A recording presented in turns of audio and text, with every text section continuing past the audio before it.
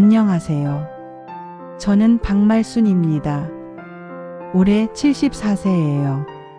지금 저는 파리 에펠탑 앞에서 이 이야기를 들려드리고 있어요. 명품 코트를 입고 다이아몬드 귀걸이를 하고 50년 만에 다시 만난 첫사랑과 손을 잡고 있답니다. 방금 자식들에게 메시지를 보냈어요. 74세에 처음으로 제 진짜 인생을 살고 있다고요. 하지만 6개월 전만 해도 저는 74평 집에서 혼자 울고 있었어요. 자식들은 저를 사람이 아닌 걸어다니는 유산으로 취급했거든요. 매일 전화해서 묻는 건 제 안부가 아니라 통장 잔고였어요. 도대체 무슨 일이 일어난 걸까요? 평생 순종적으로 살던 제가 어떻게 이렇게 당당하고 자유로운 사람으로 변한 걸까요? 지금부터 그 놀라운 이야기를 들려드릴게요. 6개월 전 이야기부터 시작할게요. 저는 서울 강남 한복판에 위치한 74평 넓은 집에서 혼자 살고 있었어요. 돌아가신 남편이 30년간 사업을 하며 평생 모은 재산이었죠. 거실만 해도 20평이 넘는 큰 집이었지만 이 넓은 공간이 저에게는 감옥 같았어요. 텅 빈 방들이 저의 외로움을 더욱 크게 만들었거든요. 매일매일이 외롭고 쓸쓸했어요. 남편이 돌아가신 지 3년이 지났지만 아직도 그의 빈자리가 너무 컸어요. 함께 앉아 차를 마시던 소파, 같이 저녁을 먹던 식탁, 밤에 나란히 누워 이야기를 나누던 침대. 모든 것이 저 혼자서는 너무 크고 공허했어요. 아침에 눈을 뜨면 혼자라는 현실이 가슴을 짓눌렀고 밤이 되면 적막함이 무서워서 잠들기 어려웠어요. 자식들은 일주일에 한두 번 찾아왔어요. 하지만 그들의 눈빛에는 따뜻함보다 계산이 담겨 있었어요. 저는 그걸 다 알고 있었답니다. 큰아들 민수는 항상 환하게 웃으며 인사했지만 몇 분 지나지 않아 은행 이자율이나 정기예금 만기일 이야기를 꺼냈어요. 요즘 같은 저금리 시대에 어떻게 자산을 관리해야 하는지, 부동산 시장이 어떻게 돌아가는지 그런 이야기만 했어요. 둘째 며느리는 더 노골적이었어요. 이 큰 집의 관리비가 한 달에 얼마나 나오는지, 혼자 살기에는 너무 크지 않은지, 청소나 관리가 힘들지 않은지 계속 물었어요. 표면적으로는 걱정하는 척했지만 속마음은 뻔했어요. 이 집을 어떻게 처리할지, 나중에 어떻게 나눠 가질지 미리 계산하고 있는 거였죠. 셋째 딸은 좀 더 교묘했어요. 요즘 독거노인들이 외롭다며 동정어린 표정을 지었어요. 하지만 곧이어 좋은 양로원이나 실버타운 정보를 가져왔어요. 거기서 또래들과 어울리며 살면 더 행복할 거라고 말했어요. 물론 그곳으로 이사를 가면 이 집은 자연스럽게 비워지게 되겠죠. 저는 항상 차를 끓여 대접하며 조용히 들었어요. 마음속으로는 쓴웃음을 지었죠. 자식들이 저를 보러 온 게 아니라 재산을 확인하러 온 거라는 걸 뻔히 알고 있었거든요. 언제부터인가 저는 박말순 할머니가 아니라 74평 집과 5억 예금의 소유자가 되어버렸어요. 살아있는 현금 인출기, 걸어다니는 금고 같은 존재가 된 거죠. 자식들은 항상 이상한 사람들을 조심하라고 당부했어요. 요즘 노인들 상대로 사기를 치는 사람들이 많다면서 특히 혼자 사는 할머니들을 노리는 사람들이 많다고 했어요. 보이스피싱이니 투자 사기니 하는 이야기를 늘어놓으며 절대 모르는 사람과 이야기하지 말라고 신신당부했어요. 저는 고개를 끄덕였지만 마음속으로는 울고 있었답니다. 제가 이상한 사람을 만나면 재산을 빼앗길까 봐 걱정하는 거구나. 저 자체를 걱정하는 게 아니라는 걸 알고 있었거든요. 제가 사기를 당해서 돈을 잃으면 자신들이 받을 유산이 줄어들까 봐 걱정하는 거였어요. 자식들이 떠나고 나면 저는 텅 빈 거실에 혼자 앉아 중얼거렸어요. 저는 사람이 아니라 그냥 돈덩어리구나. 살아있는 ATM기구나. 눈물이 볼을 타고 흘러내렸어요. 이런 외로움과 서러움이 남편이 돌아가신 후 3년째 계속되고 있었어요. 매일 밤마다 거울을 보면서 물었어요. 박말순, 당신은 정말 사람이 맞나요? 아니면 그냥 재산을 지키는 금고인가요? 74년을 살면서 이렇게 자신의 존재 가치를 의심해 본 적은 없었어요. 남편이 살아계실 때는 적어도 누군가에게는 소중한 사람이었는데 이제는 그냥 돈 관리하는 기계 같은 느낌이었어요. 가끔은 차라리 가난했다면 어땠을까 하는 생각도 들었어요. 그랬다면 자식들이 진짜 저를 걱정해 줬을까요? 그때는 몰랐어요. 제 인생이 곧 완전히 바뀔 거라는 걸요. 그 변화의 시작이 바로 다음 날부터 시작될 거라는 걸요. 어느 화창한 봄날이었어요. 4월의 따뜻한 햇살이 창문으로 들어왔지만 제 마음은 여전히 우울했어요. 무거운 마음을 달래려고 처음으로 노인복지관에 가기로 결심했어요. 평소에는 집에만 있었는데 그날따라 이 넓은 집 안에 갇혀 있는 게 답답해서 견딜 수가 없었거든요. 복지관은 생각보다 밝고 활기찬 곳이었어요. 여러 어르신들이 탁구도 치고 바둑도 두고 노래교실에서 즐겁게 노래를 부르고 계셨어요. 저는 조심스럽게 노래교실 문을 열고 들어갔어요. 아리랑을 부르고 있었는데 그 구슬픈 멜로디가 제 마음에 스며들었어요. 그때였어요. 정말 뜻밖의 얼굴을 마주했답니다. 김철수. 50여 년 전 제 첫사랑이었던 그 사람이에요. 머리는 하얗게 새었지만 여전히 듬직한 어깨와 따뜻한 눈빛을 가지고 있었어요. 그는 저를 알아보고 깜짝 놀라며 반갑게 인사했어요.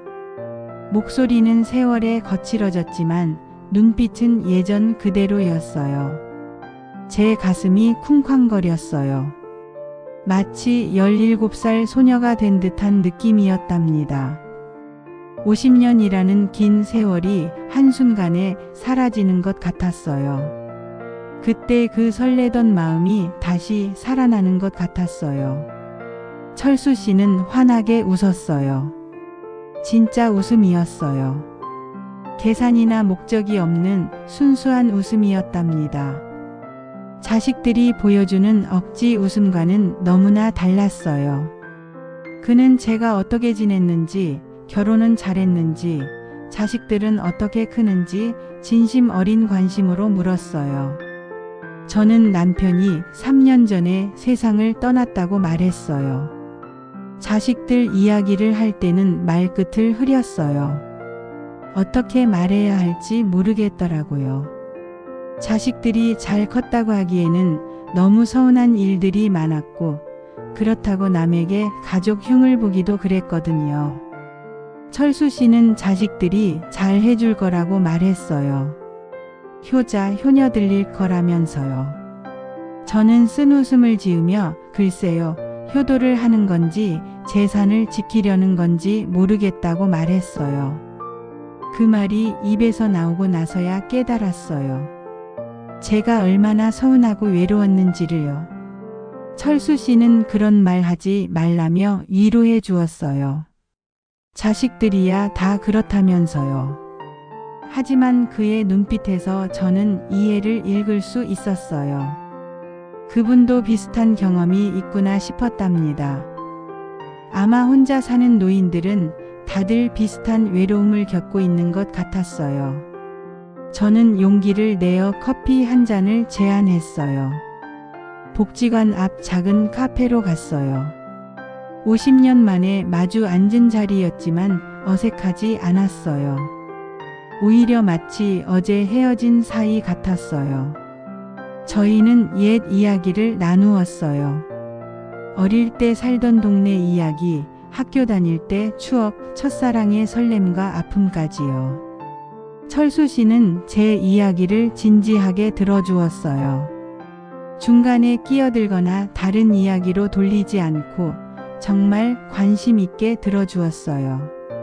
재산이나 집 이야기가 아니라 저 자체에 관심을 보여주었답니다. 제가 요즘 어떤 기분으로 지내는지, 뭘 할 때 행복한지, 어떤 것들이 힘든지 물어봤어요. 그는 제가 예전처럼 따뜻하다고 말했어요. 세월이 흘렀지만 마음씨는 그대로라고 했어요. 그 말에 저는 울컥했어요. 언제부터인가 저를 사람으로 봐주는 사람이 없었거든요. 저를 박말순이라는 개인으로 인정해주는 사람이 없었어요. 집으로 돌아오는 길에 저는 오랜만에 가벼운 발걸음이었어요. 집에 도착해서 거울 앞에 섰어요.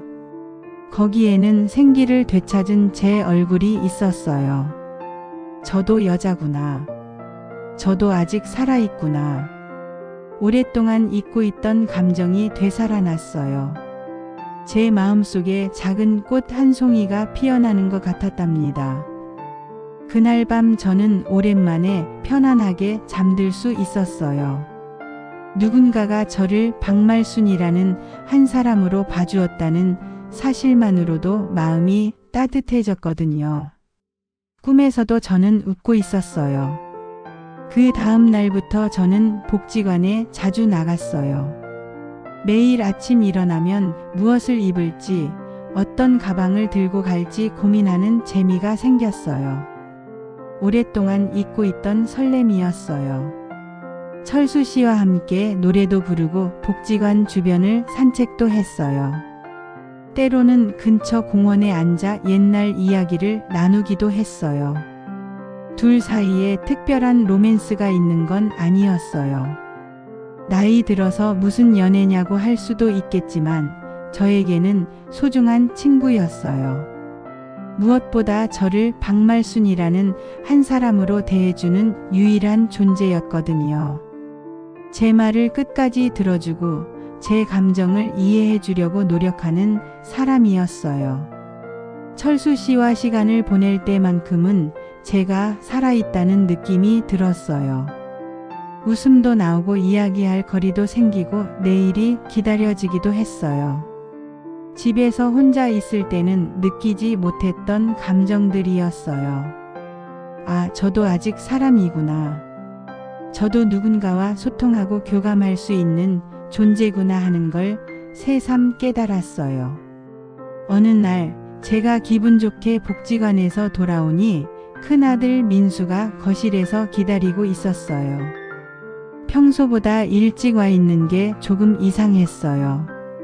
그는 제가 요즘 자주 나간다며 어디 다녀왔는지 물었어요. 목소리에 의심스러운 기색이 섞여 있었어요. 저는 복지관에서 노래도 배우고 친구도 사귄다고 자연스럽게 말했어요. 거짓말은 아니었으니까요. 하지만 민수의 표정이 굳어졌어요.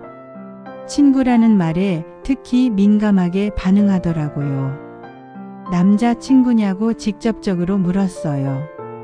저는 그냥 오래된 지인이라고 답했어요. 굳이 첫사랑이었다고 말할 필요는 없다고 생각했거든요. 하지만 민수는 제 대답에 만족하지 못하는 것 같았어요. 이상한 사람 만나지 말라고 경고했어요. 요즘 노인들 상대로 사기를 치는 사람들이 많다면서 특히 혼자 사는 부유한 할머니들을 노리는 사람들이 많다고 했어요. 제 가슴이 답답해졌어요. 왜 저만 보면 사기를 당할 거라고 생각하는지 물었죠. 저도 74년을 살면서 나름대로 경험과 지혜를 쌓아온 사람인데 왜 늘 속기 쉬운 순진한 할머니 취급을 하는지 이해할 수 없었어요. 민수는 그게 아니라며 변명했어요. 하지만 곧이어 나온 말이 본심이었어요. 제 재산이 만만치 않다며 그걸 노리고 접근하는 사람일 수도 있다고 했어요. 혹시 제가 외로워서 판단력이 흐려진 건 아닌지, 그 사람이 저를 이용하려는 건 아닌지 의심스럽다고 했어요. 결국 재산 이야기였어요. 제 목소리가 차갑게 식었어요. 저를 위해서 걱정한다고 하지만 정말 걱정하는 건 저인지 제 재산인지 물었어요. 민수는 당황했어요. 평소 조용하고 순종적이던 어머니의 예상치 못한 반응이었거든요. 저는 단호하게 말했어요. 너희에게 저는 사람이 아니라 재산이에요. 살아있는 금고죠. 올 때마다 은행 이자, 집값, 관리비 이야기만 하면서 제가 아픈지, 외로운지, 슬픈지는 한 번도 물어본 적 없다고 했어요.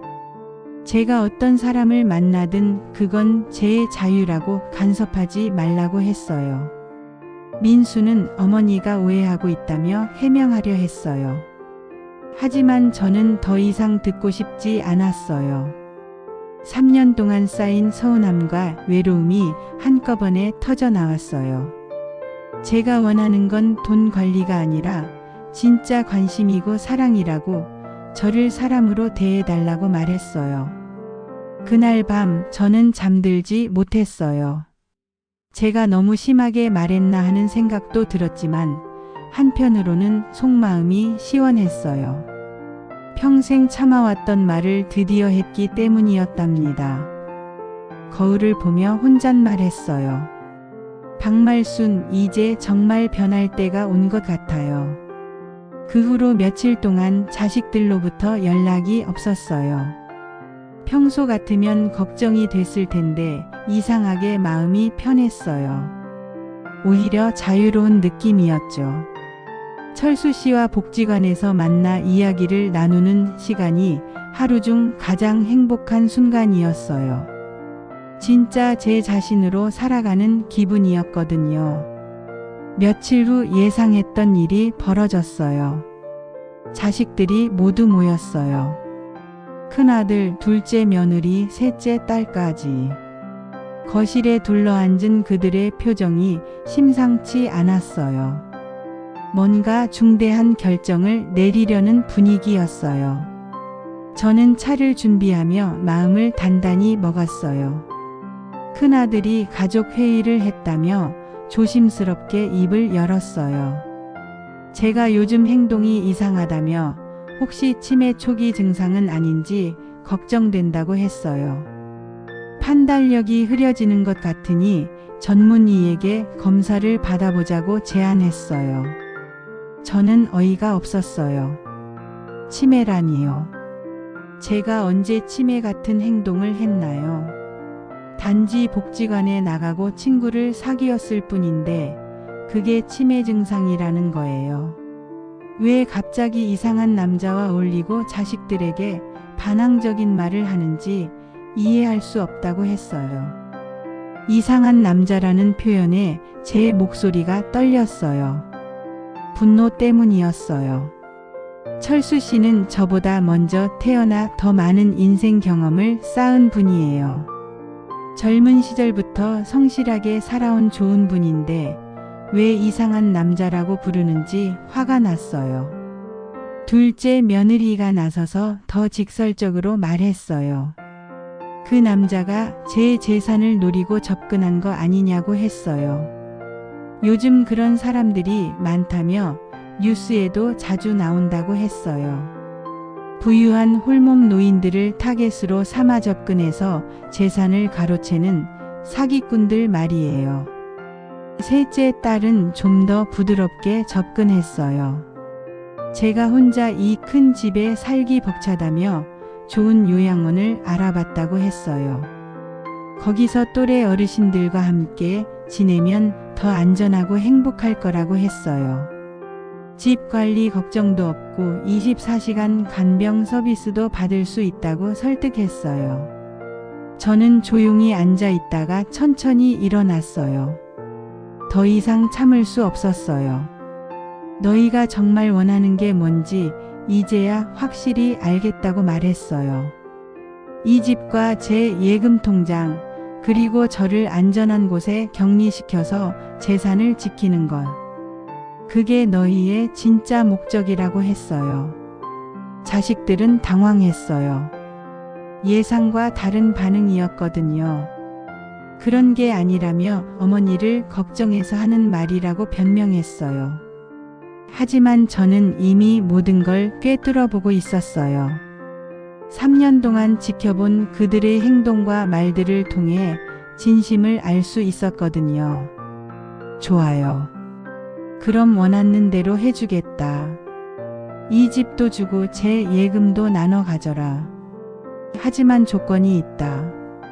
제 목소리는 단호했어요. 앞으로 제 인생은 제가 살 거예요. 누구를 만나든 어디를 가든 무엇을 하든 너희가 간섭하지 말아라. 자식들이 갑자기 왜 이러느냐고 물었어요. 갑자기가 아니라고 답했어요. 3년 동안, 아니 어쩌면 더 오랫동안 참아온 거라고 했어요. 너희는 한 번도 제가 외로운지 슬픈지 무서운지 물어본 적이 없다고 했어요. 오직 제 재산이 안전한지 혹시 누가 가로챌까 봐 그것만 걱정했다고 했어요. 눈물이 글썽이며 계속 말했어요. 저도 감정이 있는 사람이에요. 외로울 때도 있고 누군가와 이야기하고 싶을 때도 있고 인정받고 싶을 때도 있다. 하지만 너희는 나를 금고로만 봤어. 돈을 관리하고 보관하는 기계로만 취급했어. 자식들이 변명하려 하자 저는 소리쳤어요. 이제 그만해. 내가 죽으면 너희가 원하는 건 다 가져갈 수 있어. 하지만 살아있는 동안만은 내가 인생의 주인이다. 더 이상 너희의 눈치를 보며 살지 않을 거다. 자식들은 말문이 막혔어요.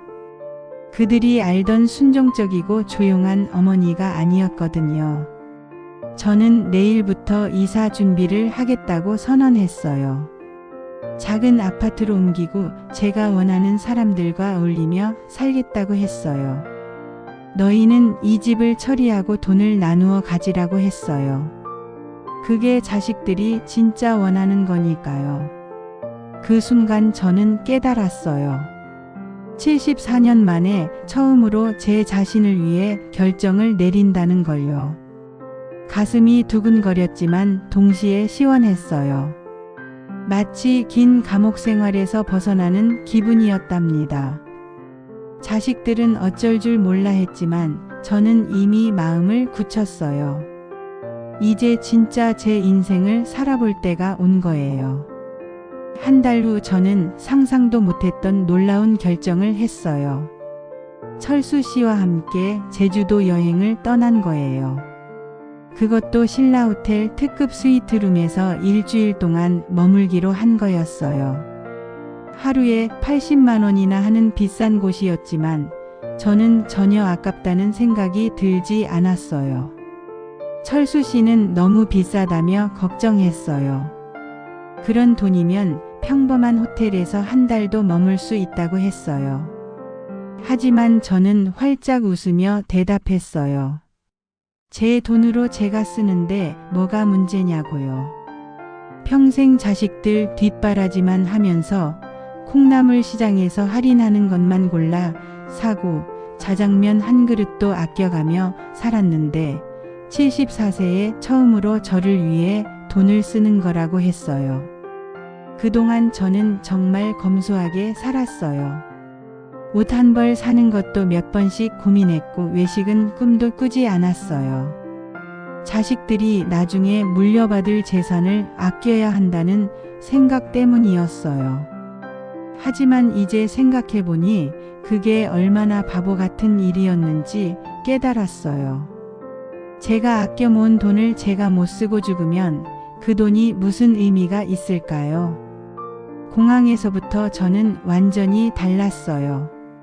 평소 입던 검은색이나 회색 옷 대신 화사한 분홍색 원피스를 입었어요. 새로 산 명품 가방을 메고 예쁜 스카프까지 둘렀어요. 거울을 보니 10살은 젊어 보였어요. 사람들이 쳐다볼 정도로 우아하고 당당한 모습이었답니다. 제주도에 도착해서 호텔 로비에 들어섰을 때의 그 기분을 어떻게 표현할까요? 마치 영화 속 주인공이 된 것 같았어요.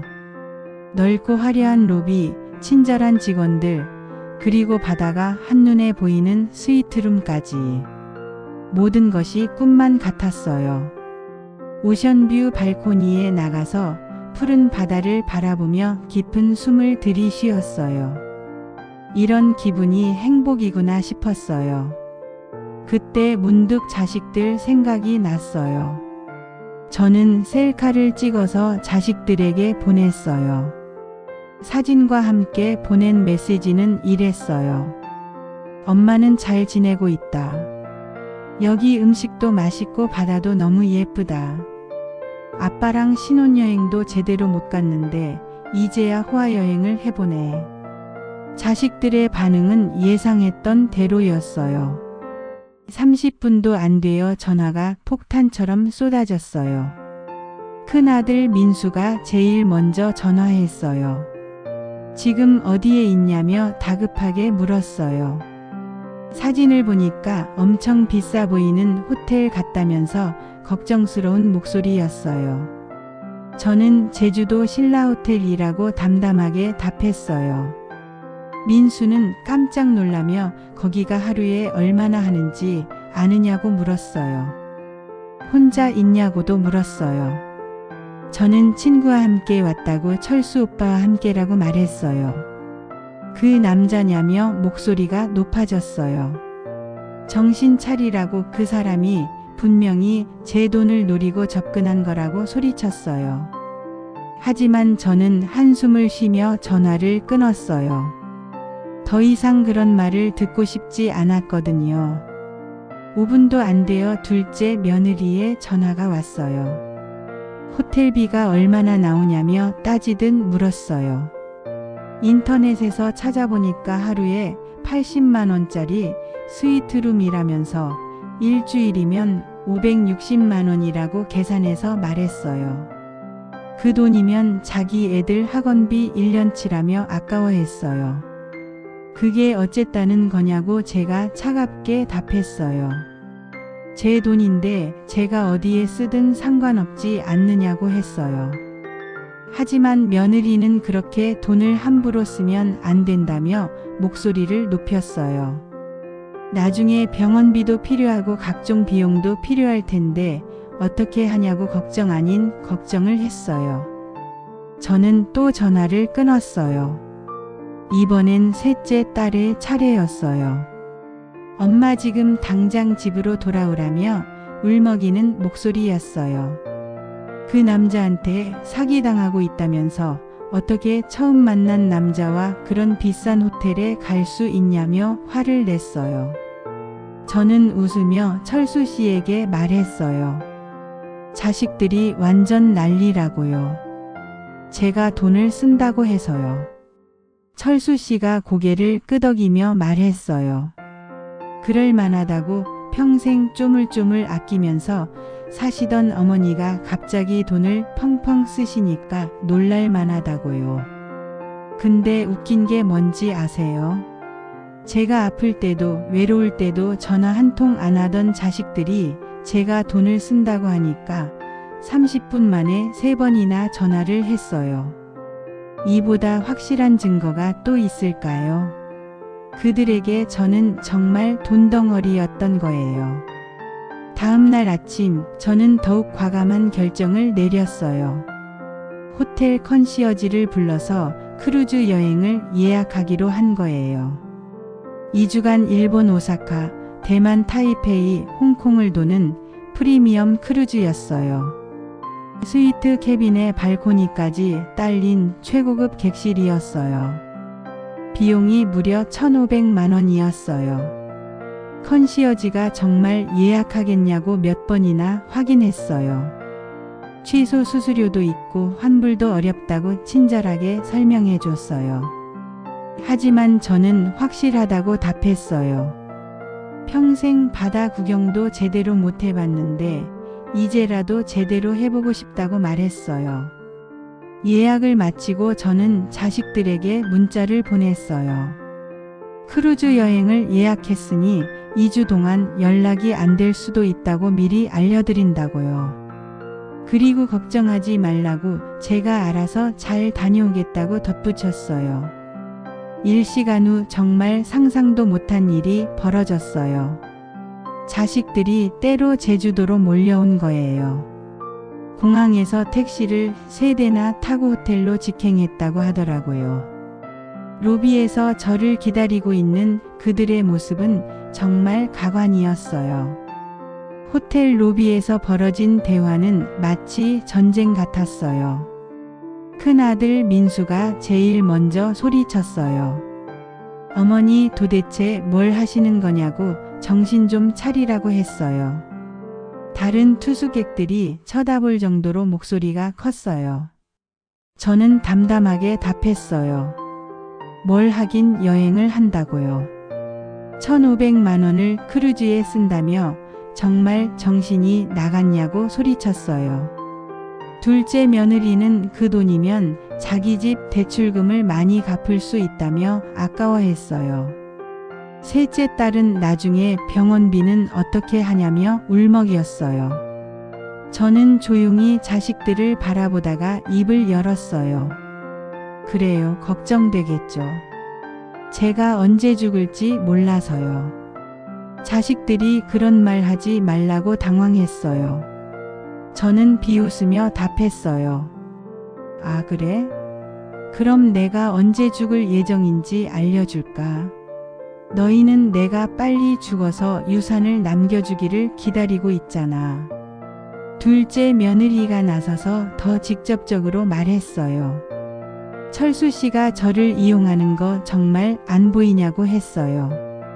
처음 만나서 이렇게 비싼 여행을 함께 간다는 게 말이 되냐고 따졌어요. 분명히 제 돈을 노리고 접근한 거라고 단정했어요. 철수 씨가 뭔가 말하려 했지만 저는 손을 들어 말렸어요. 저 혼자 해결할 문제였거든요. 제가 철수 씨를 쳐다보며 말했어요. 너희 말이 맞을지도 몰라. 이분이 제 돈을 노리고 있을지도요. 그런데 알아요. 전혀 상관없어요. 자식들의 입이 떡 벌어졌어요. 무슨 소리냐는 표정이었어요. 저는 계속해서 말했어요. 적어도 이분은 저랑 밥을 먹으면서 어머니 통장 잔고 확인해 보세요 라고 하지 않거든요. 저랑 산책을 하면서 이 동네 집값이 얼마나 해요 라고 묻지 않아요. 그냥 저를 박말순이라는 한 사람으로 봐주세요. 제 목소리가 떨렸어요. 너희는 3년 동안 아빠가 돌아가신 후 3년 동안 단 한 번도 제가 외롭다고 무섭다고 슬프다고 말할 기회를 주지 않았어요. 매번 와서 하는 말은 은행 이자, 집값, 관리비 이야기뿐이었죠. 제가 어떤 기분으로 지내는지, 뭐가 힘든지, 무엇을 원하는지는 한 번도 물어보지 않았어요. 이제 와서 어머니라고 부르네요. 제가 일어서며 말했어요. 제가 돈을 쓴다고 하니까 그제야 어머니가 되는 거예요. 제가 혼자 울고 있을 때는 왜 몰랐어요? 큰아들이 급해져서 죄송하다며 무릎을 꿇는 신용까지 했어요. 크루즈는 취소하고 앞으로 더 자주 찾아뵈겠다고 약속했어요. 하지만 저는 단호하게 답했어요. 늦었어요. 이제 저는 제 마음대로 살 거예요. 크루즈 여행도 가고 그 다음엔 유럽 여행도 가고 좋은 옷도 사고 맛있는 것도 먹고 보고 싶은 것도 보고 하고 싶은 것도 할 거예요. 제 돈으로 제 인생을 제대로 즐길 거예요. 74년 동안 남을 위해 살았으니 이제는 저를 위해 살 거예요. 자식들이 그러면 나중에 유산이 어떻게 되냐고 물었어요. 저는 크게 웃었어요. 유산이요? 유산 받을 생각하지 마세요.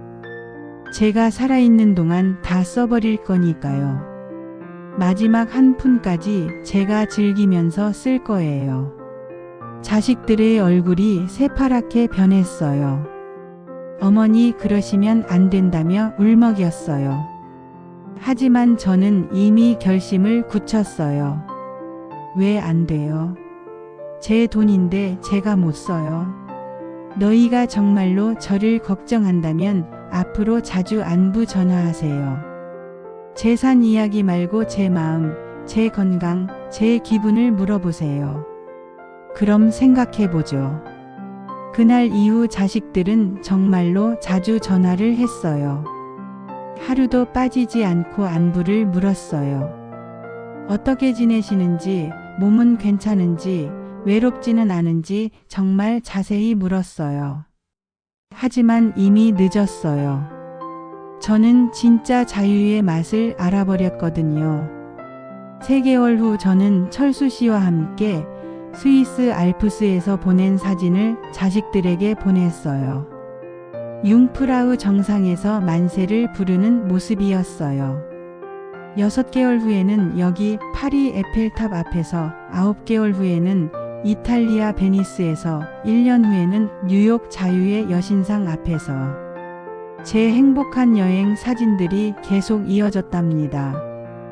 지금 저는 정말 행복해요. 74년 만에 처음으로 제 진짜 인생을 살고 있거든요. 돈으로 살 수 없는 게 행복이라고 했는데 제 돈으로 제 행복을 사는 것도 충분히 가능하더라고요.